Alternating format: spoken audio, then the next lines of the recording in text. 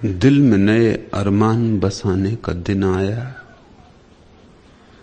गुंजे की तरह दिल को खिलाने का दिन आया, फूलों की तरह हंसने हंसाने का दिन आया, बादल की तरह झूम के छाने का दिन आया, मुस्कान की बरखा में नहाने का दिन आया।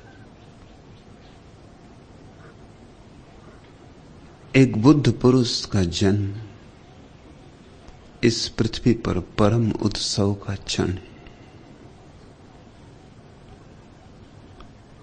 बुद्धत्व मनुष्य की चेतना का कमल है। जैसे वसंत में फूल खिल जाते हैं, ऐसी ही वसंत की घड़ियां भी होती हैं पृथ्वी पर, जब बहुत फूल खिलते हैं, बहुत रंग के फूल खिलते हैं, रंग रंग के फूल खिलते हैं।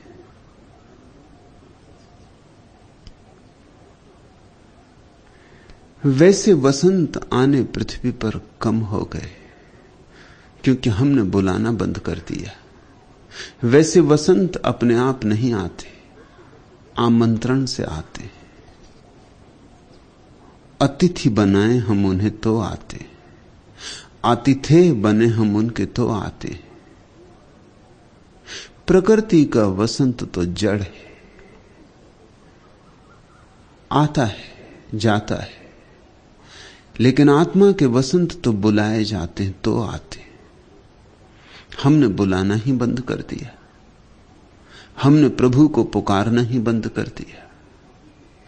पुकारते नहीं प्रभु को, आता नहीं प्रभु, तो फिर हम कहते हैं प्रभु है कहां? प्रमाण क्या है उसका?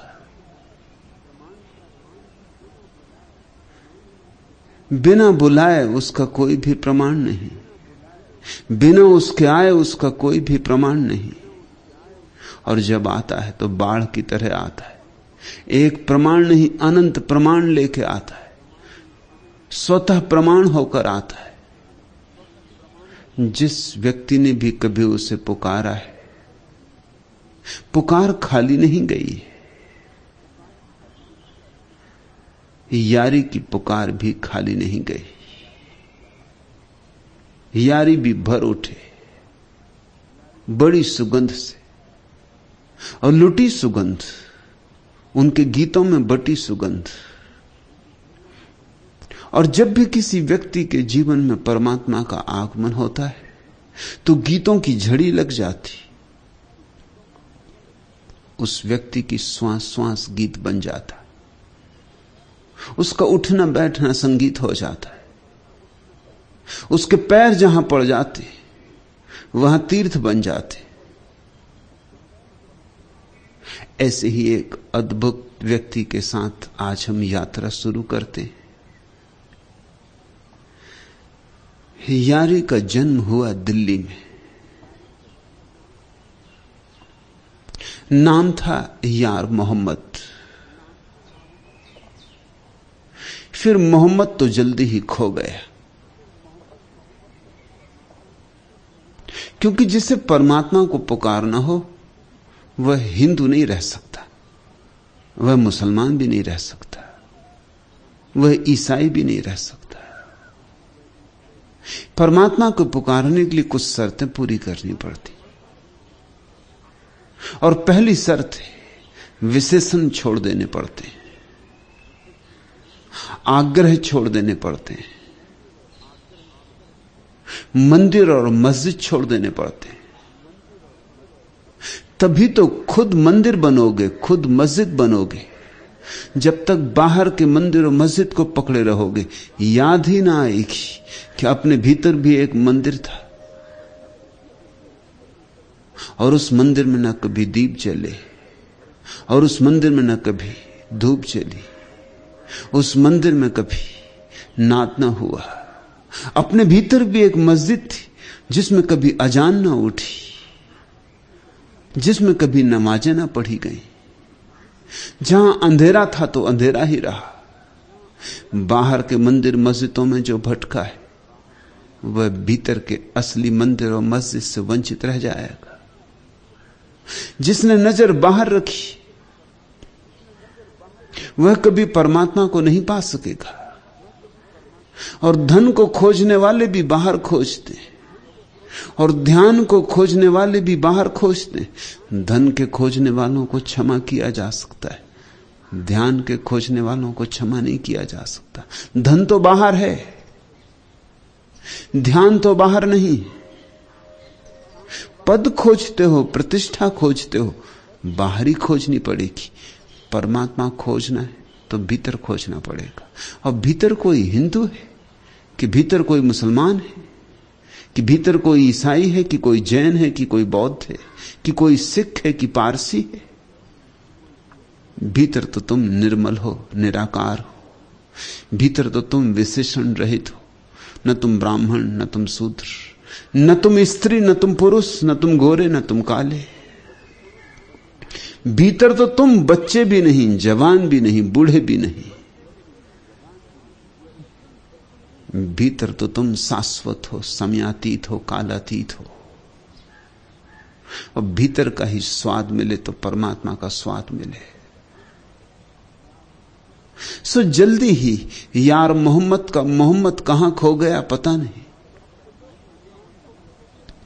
अब तो लोग अनुमान लगाते हैं कि यार मोहम्मद नाम रहा होगा। यह अनुमान है, ऐतिहासिक कोई प्रमाण नहीं।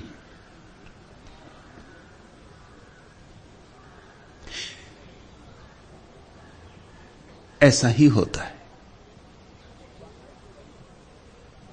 ये तो बाहर के रंग हैं। ये तो एक उसकी वर्षा का झोंका आया कि ये रंग बह जाएंगे। शिष्य थे,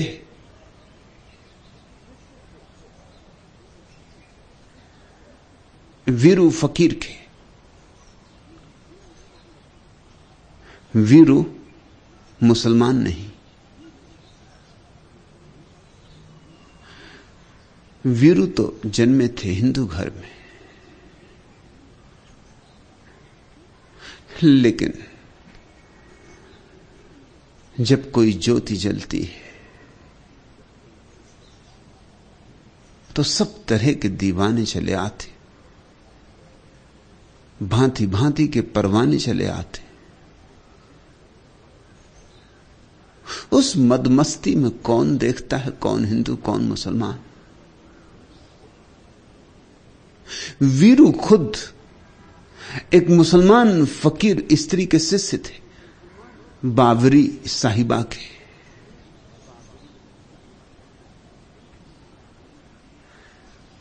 संतों का जगत कुछ और ही है। वहां बाहर के भेदों का कोई मूल्य नहीं। यह स्त्री बावरी साहिबा भी बड़ी अद्भुत स्त्री थी। स्त्रियां तो थोड़ी ही हुई हैं जो अंगुलियों पर गिनी जा सके, उनमें बावरी भी एक है। उसका तो नाम भी पता नहीं। ऐसी पागल हुई प्रभु के प्रेम में कि बस इतनी ही याद रह गई कि बावरी थी, कि दीवानी थी, कि पागल थी।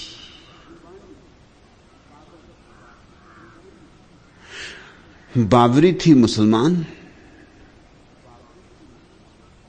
संस्कारगत, जन्मगत। शिष्य थे वीरू, जन्मगत संस्कारगत हिंदू। प्रशिष्य थे यारी साहब, फिर मुसलमान। ऐसे यारी में दो धाराओं का मिलन हुआ। ऐसे यारी में संगम हुआ। और यारी के वचनों में जगह जगह उस संगम की झलक मिलेगी। पहले मोहम्मद गया, फिर यार थे, यार से यारी हो गए। वह बात भी समझ लेनी चाहिए। यार का अर्थ होता है मित्र, यारी का अर्थ होता है मैत्री, मित्रता। जब अहंकार खो जाए तो फूल खो जाता है, सुवास रह जाती। फिर तुम पकड़ नहीं सकते सुवास को, मुट्ठी में बांध नहीं सकते सुवास को। न उसका कोई रूप है न रंग है। ऐसी ही मैत्री बुद्ध ने तो कहा है कि बुद्ध पुरुष कल्याण मित्र होते। यारी एक कल्याण मित्र। मगर एक और अनूठी बात कि यारी से यार शब्द भी खो गया। मित्र में भी थोड़ी सी सीमा है, मित्रता असीम है। मित्र में केंद्र है, कहीं छिपा मैं है। मित्रता में मैं तो गया, बिल्कुल गया। प्रेम अपनी परिशुद्धि में प्रकट होता है। मित्रता और मैत्री में भी थोड़ा फर्क है। मित्रता होती है दो व्यक्तियों के बीच,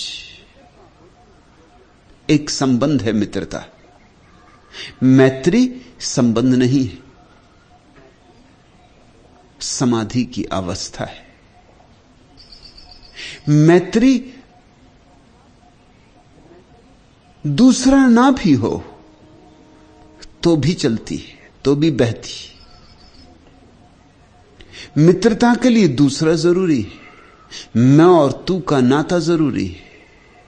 मित्रता में द्वैत शेष रहता है, मैत्री में द्वैत भी अशेष हो जाता है। मैत्री का अर्थ है वृक्ष हो तो, चट्टान हो तो, आकाश में बादल हो तो, कोई भी ना हो तो भी सुवास उड़ती रहती। तू से नहीं बंधी है। जब मैं ही ना रहा तो तू कैसे रहेगा? मैं और तू तो एक ही सिक्के के दो पहलू हैं। इधर गया मैं, उधर गया तू। तब एक सहज प्रेम का प्रवाह रह जाता है, निरुद्देश, किसी पते पर निवेदित नहीं। प्रेम की पाती तो लिखी जाती लेकिन किसी पते पर नहीं। और जब तुम बिना किसी पते के प्रेम की पाती लिखते हो तो परमात्मा तक पहुंचती। मैत्री मित्रता की पराकाष्ठा है। छूट गए सीमाओं के बंधन, गिर गईं जंजीरें।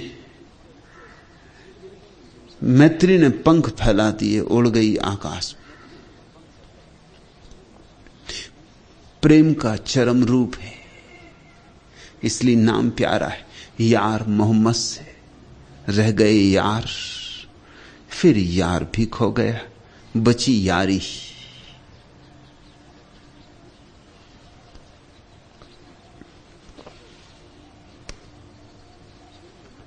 और इसलिए मैं कहता हूं, दिल में नए अरमान बसाने का दिन आया, गुंजे की तरह दिल को खिलाने का दिन आया, फूलों की तरह हंस तरह झुके छाने का दिन आया, मुस्कान की बरखा में नहाने का दिन आया।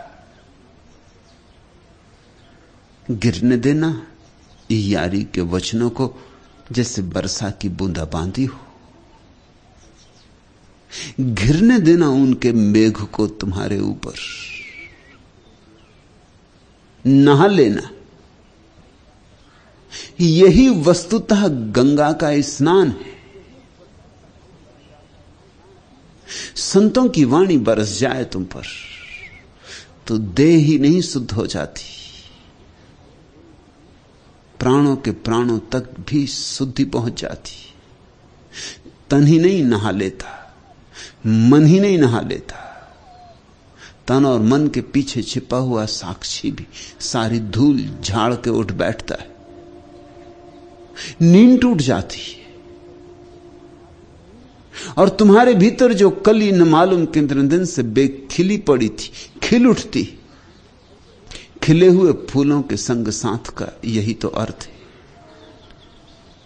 खिले हुए फूलों के संग साथ का यही तो प्रयोजन, कि तुम्हें भी याद आ जाए कि तुम भी खिलने को आए थे यहां, और बिना खिले मत लौट जाना। तुम्हें भी याद आ जाए कि खिलना तुम्हारी भी क्षमता है, तुम्हारा भी स्वभाव है। ऐसे करना यारी का सत्संग।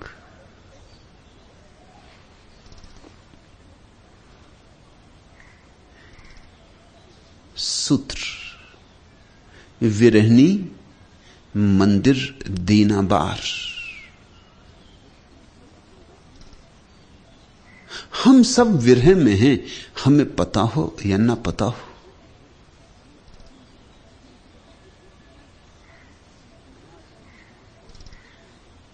बीमार तो बीमार है, बीमार को पता हो या ना पता हो। बीमारी महीनों चलती, और जब तक कोई चिकित्सक ना मिल जाए ठीक ठीक निदान भी नहीं हो पाता कि बीमारी क्या है। नहीं मिला था चिकित्सक तो भी बीमारी तो चलती थी। रूस में एक बड़े वैज्ञानिक किरलियान ने एक नए किस्म की फोटोग्राफी का आविष्कार किया है, जिसमें बीमारी के आने के 6 महीने पहले बीमारी का पता चल जाता है। बीमार होने के 6 महीने पहले। अभी बीमार को भी 6 महीने बाद पता चलेगा, और बीमार को भी पता चलते चलते जब महीने 2 महीने बीत जाएंगे तब वो चिकित्सक के पास जाएगा।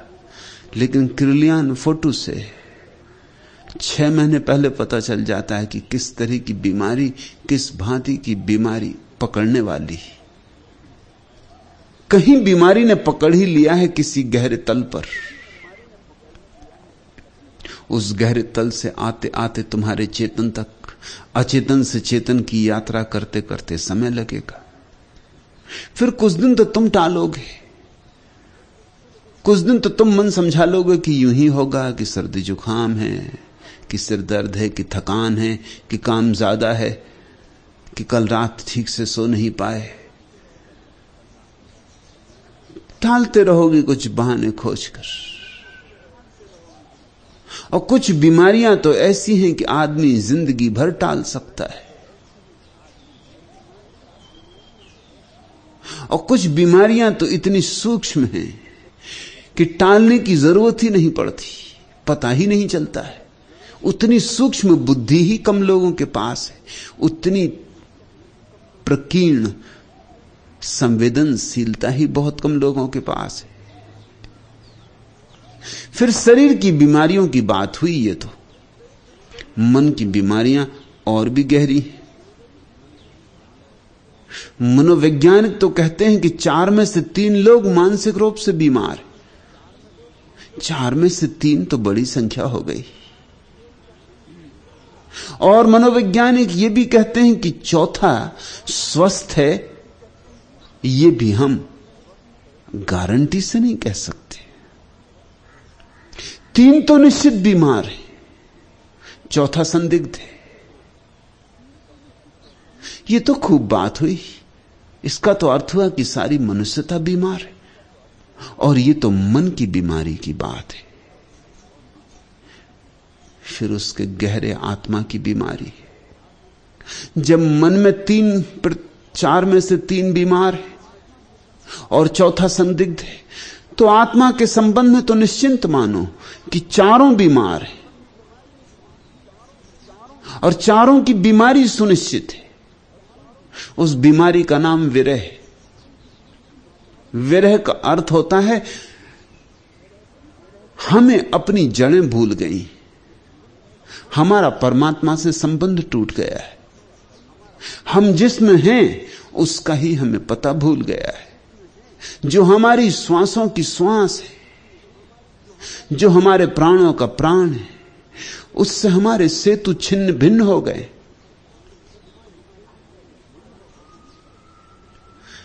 जो हमारा आनंद बनेगा उसकी ही तरफ हमने पीठ कर ली, और जो हमें शाश्वत जीवन का द्वार खोलेगा। हम उस द्वार से विपरीत भागे जा रहे हैं। हम धन की तलाश में हैं, ध्यान की तलाश में नहीं। धन बाहर है, बहुत दूर है, क्षितिज की भांति है। भागते रहो, कभी मिलता नहीं। और ध्यान भीतर है, भागो तो नहीं मिलता, रुक जाओ तो मिल जाता है, ठहर जाओ तो मिल जाता है। और हम सब भाग रहे हैं, और हर भाग दौड़ हमें अपने से ही दूर लिए जा रही, अपने ही स्रोत से दूर लिए जा रही। जैसे कोई वृक्ष भागने लगे, बस फिर दुर्दिन आए, क्योंकि जड़ें उखड़ जाएंगी। और जहां प्राणों के स्रोत थे, जहां जल स्रोत थे, जिस भूमि से भोजन मिलता था, उससे नाते छिन्न भिन्न हो जाएंगे। जैसे कोई वृक्ष आवारा हो जाए, गुमक्कड़ हो जाए, खानाबदोश हो जाए, तो क्या खाक जिएगा? जल्दी ही हरियाली खो जाएगी, जल्दी ही वृक्ष झड़ जाएंगे। कलियां फूल तो ना बनेंगी, कलियों की ही तरह ही झड़ जाएंगी और धूल में मिल जाएंगी। फूल फिर कभी ना खिलेंगे। वसंत तो आता रहेगा, जाता रहेगा, मगर इस वृक्ष के जीवन में फिर कोई वसंत से संबंध ना होगा। और वर्षा भी आएगी और बादल भी घिरेंगे और मेघ भी बरसेंगे, लेकिन इस वृक्ष पर अब हरी पत्तियां ना फूटेंगी, अब नए कलगे ना निकलेंगे। ये वृक्ष तो रूखा सूखा मुर्दा, अस्थि पंजर मात्र, सब तरफ से उद्विग्न, विक्षिप्त, भटकता रहेगा। ऐसे हम हो गए, ऐसा मनुष्य हो गया है। विरह का अर्थ है जिसके साथ हमारे जीवन का सारा सार है, उससे ही हम टूट गए। जो हमारे प्राणों का प्राण, जो हमारा प्यारा है, उससे ही हम विमुख हो गए। सन्मुख हो जाओ, उसकी तरफ आंखें उठाओ, उससे गले लग जाओ, उसमें डूबो, और उसमें डूबकर ही तुम पाओगे कि तुमने अपने को बचा लिया। और अपने को जो बचाएंगे वो अंततः पाएंगे कि बुरी तरह डूबे, बुरी तरह टूटे, बुरी तरह मिटे। बचे तो नहीं, सब गमा बैठे। ऐसे लोग जो परमात्मा के विपरीत जीते हैं, खाली हाथ ही आते और खाली हाथ ही जाते, और भी ज्यादा खाली हाथ जाते। वे लोग जो परमात्मा में जीते हैं, वे भरे भरे जीते हैं। उनकी जिंदगी में एक परितोष होगा, एक अपूर्व आनंद होगा, एक उत्सव होगा। उनसे गीत फूटेंगे, उनसे नृत्य उमगेंगे, उनके पैरों में घूंघर बंधेगी। पद घुंघरू बांध मेरा नाची रे। वे थोड़े से मत वाले लोग ही जीवन के रहस्य को पहचान पाते और जीवन के रस को पी पाते। और जीवन का रस अमृत है, जिसने पी लिया उसकी फिर कोई मृत्यु नहीं, और जो बिना पिए रह गया उसका कोई जीवन नहीं। झूठा ही जीता है वह, ऐसे ही ऊपर ऊपर जीता है वह। उसका जीवन नपुंसक है, उसमें कोई ऊर्जा नहीं। विरहनी मंदिर दीनाबार, ये तुमसे कहा है, ये सबसे कहा है, उन सबसे कहा है जो परमात्मा के विपरीत जी रहे और विरह में तड़फ रहे। समझ में भी नहीं आता कि विरह किस बात का है।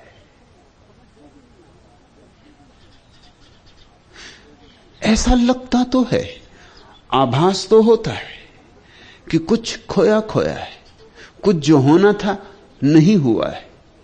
ऐसी कुछ कुछ झलक तो मिलती है,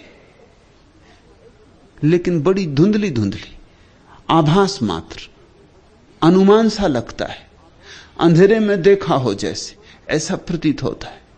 और उसी आभास के कारण हम और भी तेजी से दौड़ने लगते हैं कि जरूर कुछ खोया है और पाना है, मगर जो खोया है वो भीतर खोया है और दौड़ते हम बाहर हैं। जितना दौड़ते हैं उतने ही दूर निकल जाते हैं उससे जिसे पाना है। इस दुनिया में जो बहुत सफल हो जाते हैं, ध्यान रखना, उनकी सफलता महंगी बात है, क्योंकि जितने वे सफल हो जाते हैं इस दुनिया में, धन पाने में, पद पाने में, प्रतिष्ठा पाने में, उतने ही असफल हो जाते हैं अपने अंतरलोक में। इधर धन के ढेर लग जाते, उधर भीतर दरिद्रता के ढेर लग जाते। इधर बाहर पद ऊंचे से ऊंचा होने लगता है, भीतर खाई गहरी से गहरी होने लगती। इधर बाहर प्रतिष्ठा मिलने लगती, सम्मान मिलने लगता है, भीतर दीनता कांटे की तरह चुभने लगती। विरहनी मंदिर दीना बाहर। मंदिर से अर्थ है तुम्हारी देह से, क्योंकि इसी मंदिर में तो परमात्मा विराजमान है। कहां भागे जाते हो, किसे खोजने निकले हो? अनंत से तो खोज रहे हो, मिला नहीं। जरूर कोई बुनियादी चूक हो रही। जो भीतर हो उसे बाहर खोजोगे तो कैसे पाओगे?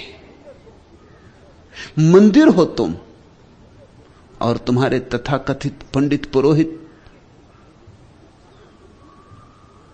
तुम्हारी देह की निंदा में संलग्न है सदियों से। उनका एक ही काम है कि तुम्हारी देह की निंदा करें, कि तुम्हें देह का शत्रु बनाएं, कि तुम्हें बताएं कि देह के कारण ही तुम परमात्मा से टूटे हो। झूठी यह बात है, सरासर झूठी यह बात है, 100% झूठी यह बात है। तुम्हारी देह परमात्मा के विपरीत नहीं। तुम्हारी देह को तो परमात्मा ने अपना आवास बनाया है। तुम्हारी देह मंदिर है, पूजा का स्थल है, काबा है, काशी है। तुम्हारी देह को दबाना मत, सताना मत, तुम्हारी देह को तोड़ने में मत लग जाना। हालांकि यही तुम्हें सिखाया गया है, यही जहर तुम्हें पिलाया गया है। दूध के साथ, घुटी के साथ तुम्हें यह जहर पिलाया गया है कि देह पाप है। और जिसको यह समझ में आ गई बात, जिसके भीतर यह बात बहुत गहराई में बैठ गई, ये ना समझी कि देह पाप है, वह परमात्मा से कभी भी ना मिल सकेगा। क्योंकि देह से डरा डरा बाहर बाहर रहेगा और देह के भीतर तो प्रवेश कैसे करेगा? पाप में कहीं प्रवेश किया जाता है? देह उसकी भेंट है, पाप नहीं। देह पुण्य है, पाप नहीं। देह पवित्र है, अपवित्र नहीं। देह का सम्मान करो, देह का सत्कार करो और तभी तो तुम प्रवेश कर पाओगे। देह से मैत्री बनाओ, यारी साधो और धीरे धीरे देह में भीतर सरको। योग तैयार करता है तुम्हारी देह को ताकि तुम भीतर सरक सको। तुम्हारे देह के द्वार खोलता है और ध्यान तुम्हें देह के भीतर बैठने की कला सिखाता है। और जिसने देह के द्वार खोल लिए योग से और जिसने ध्यान से भीतर बैठने की कला सीख ली, पा लिया उसने परमात्मा को। सदा परमात्मा ऐसे ही पाया गया है। मंदिर दीनाबार, आत्मज्योति भीतर जलानी है। ये दिया तुम्हारी देह में जलना है। जलाना है कहना शायद ठीक नहीं, जल ही रहा है। पहचानना है, प्रतिभिज्ञा करनी है। रंग है जिसमें मगर बुए वफा कुछ भी नहीं। ऐसे फूलों से न घर अपना सजाना हरगिज। दिल तुम्हारा है वफाओं की परिस्थिति के लिए, इस मोहब्बत के सिवाले को न ढाना हरगिज। ये तुम्हारी देह, ये तुम्हारा दिल धड़कता है जो भीतर, इसी के अंतरतम में परमात्मा विराजमान है। तुम झूठे फूलों में भटके हो, जबकि सच्चा फूल तुम्हारे भीतर खिलने को राजी। तुम्हारी झील में नीलकमल खिलने को राजी। तुम मांगते फिरते हो प्लास्टिक के फूलों को, बाजारों में खरीद रहे हो कागज के फूलों को। रंग हैं जिसमें मगर बुए वफा कुछ भी नहीं। ऐसे फूलों से न घर अपना सजाना हरगिज। दिल तुम्हारा है वफाओं की परिस्थिति के लिए, इस मोहब्बत के सिवाले को न ढाना हरगिज। उतरो देह की सीढ़ियों।